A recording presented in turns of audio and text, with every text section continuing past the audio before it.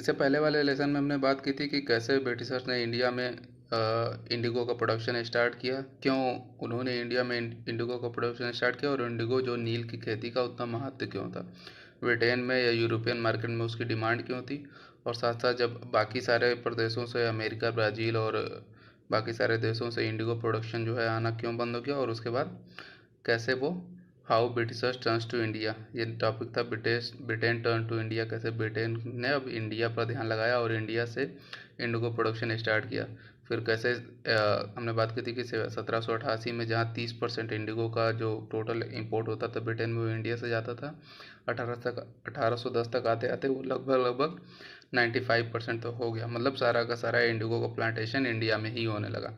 और उस प्रॉफिट को देखकर बहुत सारे अमीर लोग ब्रिटेन से, स्कॉटलैंड से कई सारे जो अमीर इंग्लिशमैन थे वो इंडिया में आ गए और यहाँ पर इंडिगो का प्लांटेशन करने लगे और उससे पैसे कमाने लगे। अब बात करते हैं कि इंडिया में जो इंडिगो का प्लांटेशन था वो किया कैसे जाता था। There were two main system of indigo cultivation, nij and raiyati cultivation, nij और रैयती कल्टीवेशन। तो दोनों में होता क्या था, निज का मतलब क्या, निजी जमीन पे। Within the system of nij cultivation the planter produce indigo in the land that he directly controlled. जो प्लांटर होता था यानी कि जो मालिक होता था, जो पैसे अंग्रेज में होता था, जो पैसे लगाता था। निज में क्या होता था, वो खुद से ज़मीन खरीदता था, या तो वो खरीदता था या जमींदारों से जिनके पास ढेर सारी ज़मीन होती थी उनसे ज़मीन किराए पर ले लेता था, उनसे लीज पर ले लेता था कुछ साल के लिए, यानी कि वो उसकी खुद की ज़मीन होती थी। और उस पर वो क्या करता था, उस पे चारों तरफ से वो अपनी कब्जा करके फिर वहाँ पर किसानों को या मज़दूरों को लाता था और उनसे अपने अपने पैसे लगाकर, अपने बीज देकर, सारी चीज़ें लेकर, और उन मज़दूरों से, उन लेबर से काम करवाता था और अपनी ज़मीन पे इंडिगो प्लांट करता था, उगाता था और उसको ले जाकर बेचता था। तो इस सिस्टम को होता है निज सिस्टम, यानी निज मतलब निजी, निजी मतलब उसका खुद का, निजी मतलब क्या, मेरा। वैसे ही निज सिस्टम में वो खुद की ज़मीन पर खेती करता था। ही आइदर बॉट द लैंड और रेंटेड इट फ्रॉम अदर जमींदार, या तो वो खरीद लेता था या बाकी जमींदारों से वो रेंट पे ले लेता था। And produces indigo by directly employing hired labours, वो लेबर्स को लगाता था, उनको कुछ पैसे देता था और उनसे उस पर खेती करवाता था। लेकिन इस निज कल्टीवेशन में प्रॉब्लम्स कुछ थी। क्या प्रॉब्लम थी, the planter found it difficult to expand the area under nij cultivation. पहला तो ये था कि निज कल्टीवेशन के अंदर आपने जितना रेंट पे लिया, अगर अगर आपको लग रहा है, उस प्लांटर को लगता था कि प्रॉफिट ज़्यादा हो रहा है, तो आप अभी जहाँ हम 2 बीघे में या 5 बीघे में उगा रहे हैं और बढ़ा लें। लेकिन चूंकि उसको कैसे बढ़ाएगा, वो ज़मीन तो उसने जितनी खरीदी है या जमींदार से, उतने जितना जितना लैंड उसने, ज़मीन उसने रेंट पे लिया, उतने में ही कर पाएगा। उसको बढ़ाना क्या था, थोड़ा मुश्किल काम था। प्लस जो कि हमने बात की थी कि इंडिगो का पौधा जो होता है वो ज़मीन की सारी फर्टिलिटी को ख़त्म कर देता है। उस पर बार बार उगाना, या अगर आपने उस पर एक बार नील उगा लिया तो फिर अगले साल उस पर नील उगाना जो है वो बहुत टफ टास्क था, क्योंकि उसकी सारी फर्टिलिटी, सारी उर्वरता ख़त्म हो जाती थी। तो अगर उसने ज़मीन खरीद ली तो उस पर वो एक बार उगाया उसने, फिर दोबारा पता चला कि अब उसमें ज़मीन में उतनी उर्वरता ही नहीं रह गई जिससे वो उसको उगा ही नहीं पा रहा है। तो Indigo would be cultivated only on fertile land and these were already densely populated. तो फर्टाइल उसने जो रेंट पे लिया, हो सकता है वो फर्टाइल है, लेकिन कुछ दिनों बाद, कुछ सालों बाद उसकी फर्टिलिटी खत्म हो जाएगी और उसको दूसरे जगह पे फर्टाइल लैंड नहीं मिल पाएगा, क्योंकि वहाँ पर पहले से बहुत सारे लोग रहते हैं, सबने कब्जा किया हुआ है। Only small plot scattered over the landscape could be acquired, केवल छोटे छोटे प्लॉट्स ही मिल पाएंगे। और छोटे प्लॉट्स पे प्लांटर जो चूंकि इतने पैसे लगाकर केवल उसका काम प्रॉफिट कमाना, तो छोटे में उसका काम हो नहीं पाएगा। Planter needed large area in compact blocks to cultivate indigo in plantation. उनको ज़मीन बहुत बड़ी ज़मीन चाहिए थी, और क्या होनी चाहिए, पूरी खाली ज़मीन चाहिए। ऐसा नहीं कि थोड़ी ज़मीन यहाँ पे ले ली, थोड़ी ज़मीन वहाँ पे ले ली, तो उससे खेती जो है या प्लांटेशन करना महंगा हो जाता था। They attempted to lease in the land around the indigo factory. उन्होंने, अब इंडिगो जब होता था उसका पौधा निकाला जाता था, पौधा उगाया जाता था, तो उससे पौधे से नील निकालने के लिए उसके आसपास कोई फैक्ट्री लगाई जाती थी, जिसमें उस पौधे को, उसकी पत्तियों को, उससे नीला कलर निकाला जाता था। तो उसके लिए एक फैक्ट्री भी चाहिए थी। तो अगर आपने ज़मीन बहुत दूर ले ली, फैक्ट्री कहीं और लगाई, तो वहाँ से लाने जाने का खर्चा बहुत लगता था। तो उन्होंने क्या किया, कुछ कई जगह पर किया कि जो फैक्ट्री है उसके आसपास ही ज़मीन ले ली जाए, लेकिन ऐसा कुछ हुआ नहीं। इससे जिनकी ज़मीन थी आसपास, उन लोगों से प्लांटर्स के झगड़े होने लगे और काफ़ी सारे टेंशन हो गए। इसके अलावा जब आप बड़ी ज़मीन लेते हैं और बड़ी ज़मीन पे उसने सोचा कि अगर हम 100 बीघे 200 एकड़ इसके आसपास की ज़मीन में प्लांटेशन करेंगे, तो उसमें समस्या क्या आती थी कि उतने ज़मीन पर खेती करने के लिए आपको उतने मज़दूर भी चाहिए होते थे, और मज़दूरों को वहाँ तक लाना काफ़ी मुश्किल काम था। मज़दूर जो गाँव में खेती कर रहा है वो अपनी खेती करेगा कि आपके यहाँ आएगा?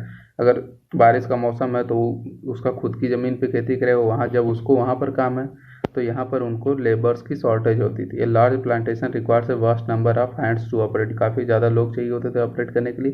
And labour was needed precisely at the time, और उसी टाइम लेबर चाहिए होते थे जब बाकी किसान जो हैं अपने खुद की जो राइस का कल्टीवेशन था, जो धान की खेती, उसमें व्यस्त रहते थे। तो वहाँ चूँकि सारे लोग धान की खेती में व्यस्त रहते थे तो यहाँ पर प्लांटर्स को जो है किसान नहीं मिल पाते थे। इसके अलावा क्या था, निच cultivation on a large scale also required many plugs and bullocks, काफ़ी ज़्यादा हल चाहिए होते थे, कई ज़्यादा बैल चाहिए होते थे ज़मीन को जोतने के लिए, ये सारी चीज़ें करने के लिए। जैसे एग्जांपल में लिखा है 1 बीघा of indigo cultivation required 2 ploughs, 1 बीघा पे अगर 1 बीघे ज़मीन पे अगर आपको इंडिगो का कल्टीवेशन करना है तो 2 हल चाहिए होते थे। इसका मतलब अगर एक प्लांटर्स के पास 1000 बीघा है तो उसको 2000 हल चाहिए होंगे, और इतना सारा सामान लेकर आना जो है कहाँ से लाएगा, उसमें बहुत सारे पैसे लगेंगे, साथ साथ उसको मेंटेन करना भी। Nor could supply be easily got from the peasant since their plough and bullocks were busy on their rice field. तो आपको प्लांटर को अगर 1000 बीघा ज़मीन पे खेती करनी है, नील उगाना है, तो उसको इतने सारे हल खरीदने पड़ेंगे, इतने सारे बैल खरीदने पड़ेंगे, क्योंकि जब उसको ज़रूरत होगी तब अगर दूसरे के पास, किसानों के पास हल और बैल है तो वो तो अपनी राइस की खेती कर रहे होंगे, उससे अपनी ज़मीन में खुदाई जुताई कर रहे होंगे, तो उन प्लांटर्स उनको हायर भी नहीं कर सकते हैं। तो उनको क्या चाहिए था, या तो वो खरीदें, खरीदने में और ज़्यादा investment. Till the late 19th century planters were therefore reluctant to expand the area under nij cultivation.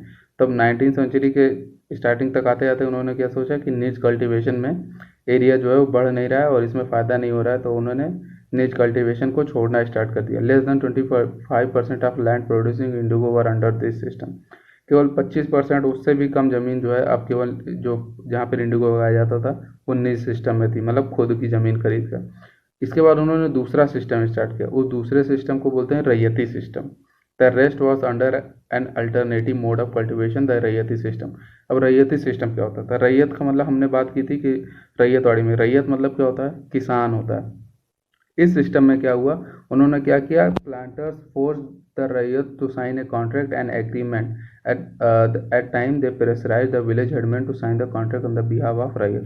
क्योंकि वो सारे अंग्रेज थे और कंपनी की सरकार थी, तो वो क्या करते थे, ज़बरदस्ती किसानों से कॉन्ट्रैक्ट साइन करवा लेते थे कि आप अपनी ज़मीन के लगभग जितने आपके पास ज़मीन है, आप हमसे पैसे लीजिए, हमसे लोन लीजिए, हमसे सीड्स लीजिए, सारी चीज़ें हम देंगे, आप अपनी ज़मीन के कुछ पार्ट पे जो है वो नील की खेती कीजिए। और ये एक उन्होंने कॉन्ट्रैक्ट में लिखवा लिया, साइन करवा लिया अंग्रेज़ों से, किसानों से। और इसके लिए उन्होंने किसको पकड़ा, या तो जो गांव का मुखिया होता था उसको पकड़ा, साथ साथ किसानों को खुद से वो गए और उनसे कहा कि जो आप खेती कीजिए, आपको कोई प्रॉब्लम नहीं होगी, आपको खेती इंडिगो प्लांट करने का पैसा भी हम देंगे, सीड्स भी हम प्रोवाइड करेंगे, जो बीज हैं वो भी हम प्रोवाइड कराएंगे, और जब प्रोडक्शन हो जाएगा तो उसको खरीदेंगे भी हम ही। आपको केवल क्या करना है, while the cultivators prepared the soil, sowed the seed and looked after, आपको केवल काम था कि आप ज़मीन तैयार कीजिए, हल वल चला के उसको मेंटेन कीजिए, बीज को बोइए, और जब तक वो फसल काटने लायक हो जाए तब तक आप उसका ध्यान रखिए। आपका काम केवल इतना है।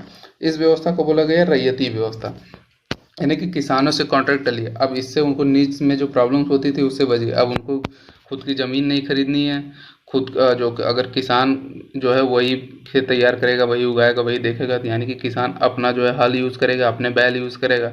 अब प्लांटर्स को हल भी नहीं खरीदना था, बैल भी नहीं खरीदना था, तो इसको बोलते हैं रैयती सिस्टम। उसमें रैयती सिस्टम में क्या हुआ था, planters force the ryot to sign an contract and agreement, एक कॉन्ट्रैक्ट एंड एग्रीमेंट साइन करने के लिए उन्होंने उनको प्रेशराइज किया।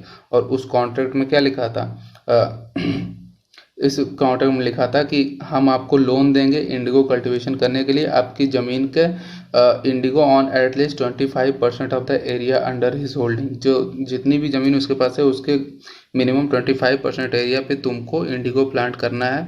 और फिर उसके बाद होगा क्या, When the crops were delivered to planters, the harvest and new loan was given to रैयत। पहले उन्होंने क्या किया कि हम आपको पैसे देंगे, आप खेती कीजिए उस पे, और जब खेती होने के बाद जब प्रोडक्शन हो जाए फिर हमको बेचिए, और फिर उसके बाद उसकी प्राइस लीजिए, साथ साथ अगले सीजन में इंडिगो बोने के लिए फिर से हम आपको लोन देंगे। अब लोन क्या होता है, तो वो कहते होते थे कि हम आपको लोन देंगे और लोन का जो इंटरेस्ट है वो कम होगा, लेकिन होता था ये, चूंकि खरीदने वाला वही व्यक्ति है, तो प्लांट जो किसान इंडिगो उगाता था उसको उतनी कीमत नहीं मिलती थी, दूसरा वो कोई खरीदने वाला है नहीं, वही व्यक्ति खरीदेगा जिसने आपको कॉन्ट्रैक्ट किया है आपसे, तो वो बहुत कम दाम में खरीदता था। तो पहली बात तो जो उन्होंने लोन लिया है वो लोन चुकाने भर का उनके पास पैसा नहीं हो पाता था, और चूंकि उसके साथ साथ उनका इंटरेस्ट भी बढ़ता जाता था, और उसकी प्लांट प्लांट की उनको प्राइसेस भी उतनी ज़्यादा नहीं मिली जिससे वो लोन चुका सकें, साथ साथ अपना घर चला सकें। तो फिर उसके बाद चक्कर में फिर अगली बार के लिए फिर उनको लोन लेना पड़ता था, और लोन के साथ इंटरेस्ट देना पड़ता था, और ये क्या हो गया, एक सर्किल सा बन गया। किसान जो है उस लोन के, the price they got for indigo they produced were very low and the cycle of no loans never ended। Loan लेने की एक साइकिल से चल पड़ी, कभी ऐसा हो ही नहीं पाता था कि वो पूरा अपना लोन चुका सके। There were the problems to the planters usually insisted that indigo be cultivated on the best soil in the which peasant prefer to cultivate rice। जो प्लांटर्स कहता था, जो वो मालिक कहता था, वो क्या कहता था, क्योंकि इंडिगो के लिए ज़्यादा उर्वरता चाहिए, तो वो कहता था कि जो तुम्हारी सबसे उर्वर ज़मीन है, जो सबसे अच्छी ज़मीन है, जिस पे तुम धान उगाते हो, चावल उगाते हो, उस पे तुम इंडिगो उगाओ, क्योंकि जब ज़मीन अच्छी होगी तभी इंडिगो का प्लांटेशन अच्छा होगा। और इंडिगो में समस्या वही थी, इंडिगो हैड डीप रूट्स, उसकी जड़ें जो हैं काफ़ी अंदर तक जाती थी, and it exhausted the soil rapidly, ये सॉयल की उर्वरता को बहुत जल्दी खत्म कर देता था। और अगर आपने एक बार उस पर इंडिगो उगा दिया, after an indigo harvest the land could not be sown with rice, अगर एक बार उस पर इंडिगो उगा दिया, उन्होंने नील की खेती कर ली, तो उसके बाद उस पर चावल उगाना जो है मुश्किल हो जाता था, चावल उगता ही नहीं था, क्योंकि उसमें फर्टिलिटी रह ही नहीं जाती थी। तो निज में भी कुछ प्रॉब्लम थी, तो वो उनकी खुद की प्रॉब्लम थी, लेकिन अपने प्रॉब्लम से बचने के लिए उन्होंने क्या किया, किसानों को पे फिर प्रॉब्लम डाल दी, किसानों के लिए ढेर सारी समस्याएं खड़ी कर दी, और इसी सारी समस्याओं को लेकर फिर एक हुआ जिसको नील विद्रोह कहते हैं, the blue rebellion. And after blue rebellion क्या था और उसके बाद क्या क्या चीज़ें हुई। तो ब्लू रिबेलियन हुआ कहाँ, पहले तो ये बात समझ लेते हैं। इन मार्च 1859 thousand of ryot in Bengal refuse to grow indigo. तो ये हुआ कहाँ, बंगाल में। बंगाल के एरिया में 1859 में बहुत सारे किसानों ने कहा कि अब हम इंडिगो की या नील की खेती नहीं करेंगे। एज द रिबल स्प्रेड रैयत रिफ्यूज टू पे रेंट टू द प्लांटर, जो उन्होंने लोन लिया था वो उन्होंने प्लांटर्स को देने से मना कर दिया। And attacked Indigo factories armed with sword and spheres, और साथ साथ उसके उन्होंने क्या, किसानों ने जो इंडिगो की फैक्ट्रीज थी जो कि वो प्लांटर्स की थी, मालिकों की थी, तो उन पर हमला कर दिया भाले से और तलवार से, इन सारी चीज़ों से, बॉ से, अनैरो से, तीरंदाजी से, सबसे उस पर आक्रमण कर दिया। साथ साथ महिलाओं ने भी उन पर आक्रमण कर दिया। Women turn up to fight with pot pan and kitchen implement. Women जो है वो लड़ाई करने के लिए किसके साथ आई, वो जो किचन में चीज़ें बर्तन वर्तन यूज़ करती थी उसको लेकर आ गई आक्रमण करने के लिए। मतलब ये किसके खिलाफ विद्रोह था, उन प्लांटर्स के खिलाफ विद्रोह था। Those who work for the planters were socially boycotted, जो प्लांटर्स के साथ काम करते थे गाँव वालों ने उनको बाइकआउट कर दिया कि तुम प्लांटर्स के साथ हो, तुम उस अंग्रेज के साथ हो, इसलिए तुमको बाइकआउट करते हैं। And the gomastas, the agent of planter, जो प्लांट के एजेंट होते थे जिसको गोमस्तास कहते थे, उनको क्या हुआ, जो रेंट कलेक्ट करने आते थे उनको मार के भगा दिया उन्होंने। और प्लांटर्स ने जो अपनी सुरक्षा के लिए ryot swore they would no longer take advance to sow indigo not be bullied by the planters lathiyals. उन्होंने क्या किया, उन्होंने शपथ ली कि हम प्लांटर्स के लिए काम नहीं करेंगे, अंग्रेज़ों के लिए काम नहीं करेंगे, उनसे एडवांस में पैसे नहीं लेंगे, और उनके जो लठैत हैं जिनका यूज़ करके अंग्रेज़ जो हैं या वो जो प्लांटर्स हैं वो किसानों को डराते थे काम करने के लिए, उनसे अब हम डरेंगे नहीं, जो लठैत हैं उनसे हम डरेंगे नहीं। तो ये ऐसा करके उन्होंने विद्रोह किया। Why did the Indigo pheasant decide that they would no longer remain silent. पहली बात तो ये हुई कि क्यों उन्होंने ऐसा सोचा कि अब हम जो है विद्रोह करेंगे, अब हम उनके खिलाफ नहीं रहेंगे। Clearly the Indigo system was intensely oppressive. पहली बात तो यह है कि जो इंडिगो प्लांट करने की व्यवस्था थी वो काफ़ी दमनात्मक थी और किसानों को उससे काफ़ी नुकसान होता था। But those who are oppressed do not always rise up in rebellion, they do so only at times. लेकिन हमेशा तो विद्रोह नहीं करते हैं, तो आज क्यों ऐसा किया, किसानों ने विद्रोह करना क्यों स्टार्ट किया। तो इसका रीज़न, जो मेन रीज़न था उसमें क्या था, जो जमींदार थे, जो किसान प्लांटर्स को लैंड रेंट पे देने वाले किसान जमींदार थे। और जमींदार क्या है, वो तो इंडियन व्यक्ति होता था, लेकिन वो जब अंग्रेज़ों ने और प्लांटर्स जो है ढेर सारी मात्रा में प्लांटर्स आने लगे और प्लांटर्स को वो जो व्यक्ति होता था जो उनका इंडिगो कल्टीवेशन करवाता था, वो जो मालिक होता था वो अंग्रेज होता था, तो कंपनी हमेशा उसका साथ देती थी। तो इस कारण से जमींदार जो हैं उनकी पकड़ गांव पे कमज़ोर हो रही थी। जमींदारों का मतलब क्या था कि वो कई सारे एरियाज़ के मालिक होते थे, किसान उन किसानों को अपनी ज़मीन पे वो खेती करवाता था। लेकिन जब से ये प्लांटर्स आ गए, इनके पास पैसा होता था, साथ साथ इनको गवर्नमेंट का सपोर्ट होता था, तो जमींदारों की जो हैसियत है वो गांव में कम होने लगी। लोग जमींदारों को ज़्यादा मानने समझने नहीं लगे, तो इस कारण से जमींदार जो है वो उन्होंने किसानों का साथ दिया कि आप विद्रोह कीजिए। इसके साथ साथ विलेज हेडमैन ने भी इनका साथ दिया। विलेज का जो मुखिया होता था उसने भी इनका साथ दिया, क्योंकि विलेजर्स जो हैं, जो हेडमैन मुखिया होता था, उन्हीं को डरा धमका कर ये कॉन्ट्रैक्ट साइन करवाते थे। पूरे गांव के गांव से कॉन्ट्रैक्ट साइन करने के लिए एक ही व्यक्ति जाता था, वो जो विलेज का वो हेडमैन है। और वो दीज जमींदार वर अनहैप्पी, और ये विलेज मैन थे वो अनहैप्पी क्यों थे? इन्हीं सारी चीज़ों से कि इनका जो महत्व गांव में वो धीरे धीरे कम हो रहा था। तो इस कारण से इन लोगों ने इस कारण से इन लोगों ने किसानों का साथ दिया और किसानों को उकसाया कि आप उनके खिलाफ विद्रोह कीजिए। The Indigo peasant also imagine that the British government would support him in their struggle against planters. जो जो किसान थे उन्होंने सोचा था कि अगर हम प्लांटर्स का विरोध करेंगे तो शायद अंग्रेज सरकार भी हमारा साथ देगी। आफ्टर द रिवोल्ट ऑफ 1857, ये कब की बात है? 1859 की। तो 1857 में एक बहुत उससे भी बड़ा विद्रोह हो चुका था, जिसको 1857 की क्रांति कहते हैं। उसके बारे में बाद में पढ़ेंगे। तो हुआ क्या? After the revolt of 1857, the British government was particularly worried about the possibility of another popular rebellion. अंग्रेज सरकार को डर था कि कहीं कोई दूसरा रिबेलियन, कहीं कोई दूसरा विद्रोह ना हो जाए। और जब ये नील विद्रोह हुआ, तब अंग्रेज सरकार जो है काफ़ी सतर्क हो गई। और जो लेफ्टिनेंट गवर्नर था उस टाइम का, 1859 में उसने उस एरिया का दौरा किया जहाँ पर विद्रोह हुआ था। और इस बात से लोग किसानों को लगा कि शायद सरकार जो है वो ब्रिटिश सरकार जो है हमारे साथ है, और एक अफवाह उड़ गई। वन इन बरसात the magistrate Ashley Eden issued a notice stating that Rayat would not be compelled to accept Indigo contract. Word went around that Queen Victoria had declared that Indigo need not to be sown. एक वहाँ का magistrate था, उसने क्या कहा कि planters अभी तक जो ज़बरदस्ती करते थे, कॉन्ट्रैक्ट साइन करवा लेते थे, उसने कहा कि अब ये कोई ज़रूरी नहीं है कि जो रैयत है वो प्लांटर्स की बात माने और उनके लिए खेती करे। तो ये बात मजिस्ट्रेट ने कही थी, लेकिन गांव में अफवाह क्या उड़ गई कि जो क्वीन है विक्टोरिया इंग्लैंड की, उन्होंने कह दिया कि अब इंडिगो की खेती करना कोई ज़रूरी नहीं है, आप इंडिगो की खेती करना बंद कर सकते हैं। वहाँ पर जो मजिस्ट्रेट है वो क्या कर रहा था? Eden was trying to placate the peasant and control the explosive situation, but his action was read as a support for rebellion. तो जो मजिस्ट्रेट है वो क्या चाहता था कि यहाँ पर कोई दूसरा विद्रोह ना हो और सिचुएशन जो है काम हो जाए। लेकिन किसानों ने क्या समझा कि सरकार, मजिस्ट्रेट तो हमारा साथ दे रहा है, क्योंकि उसने प्लांटर्स को मना कर दिया कि आप उन पर प्रेशराइज मत कीजिए। और इस कारण से किसानों का विद्रोह और तेज़ी से बढ़ा और उन्होंने सोचा कि हम अपनी मांगें मनवा लेंगे। और उसी बात को लेकर एट द रिबेलियन स्प्रिट, जैसे जैसे ये विद्रोह जो बढ़ा, intellectual from Calcutta rush to indigo district.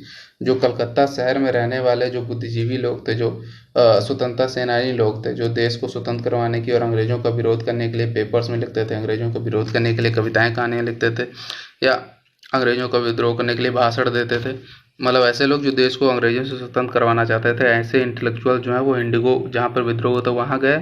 और उन्होंने क्या किया? दे wrote द मिजरी ऑफ रैयत, the tyranny of planters and the horror of Indigo system.